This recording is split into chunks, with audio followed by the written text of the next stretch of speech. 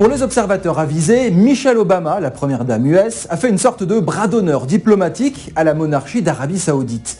Lors d'un déplacement officiel du président américain après le décès du roi à Riyad, elle s'est présentée non voilée aux dignitaires du régime. En scandale sur place, un signe fort pour la liberté des femmes au Moyen-Orient, obligées de porter le voile et de se plier à des règles dans notre âge. Aydin Naqband est iranien. Il vit depuis 4 ans à Strasbourg et soutient un mouvement de désobéissance civile en Iran. Des femmes obligées de sortir voilées se prennent en photo cheveux au vent pour défier l'ordre et réclamer plus de liberté. Une page Facebook est consacrée à leur action. Si elles se font attraper par la police religieuse, les femmes mal voilées risquent une condamnation de 74 coups de fouet ou d'être brûlées à l'acide, comme elles. Autre interdiction, une femme en Iran n'a pas le droit de jouer de la musique. Aydin peint d'étoiles dans son tout petit appartement, exposé actuellement à la taverne française. C'est ma liberté furtive. Les femmes iraniennes, en mois d'octobre 2014, à Ispahan, la ville où j'habitais pendant des années, elles étaient attaquées à l'acide parce qu'elles étaient mal voilées. Et puis, on a fait des manifestations pendant 2 jours, si je ne me trompe pas, 2 jours, 3 jours, et les manifestants qui demandaient juste l'arrestation des attaqueurs, les manifestants et les journalistes étaient arrêtés.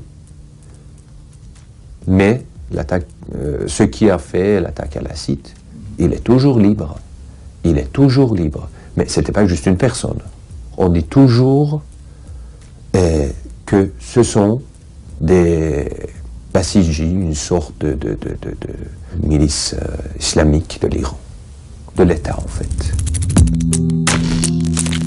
C'est le temps de demander, c'est le temps d'exiger, insister, pour dire moi je veux ça, et il faut faire ça.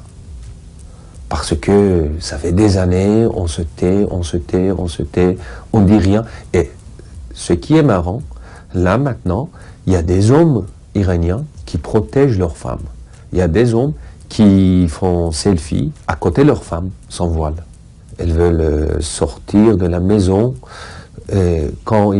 pas voilées quand il fait 40 degrés en été. Même pas ça, c'est ça la chaleur qui est le problème. Imaginez quand quelqu'un vous dit tu n'as pas le droit de faire ça. On ne se fait pas menacer pour rien. On se fait menacer en prenant un selfie parce qu'elles ont l'espoir, parce qu'elles veulent y arriver.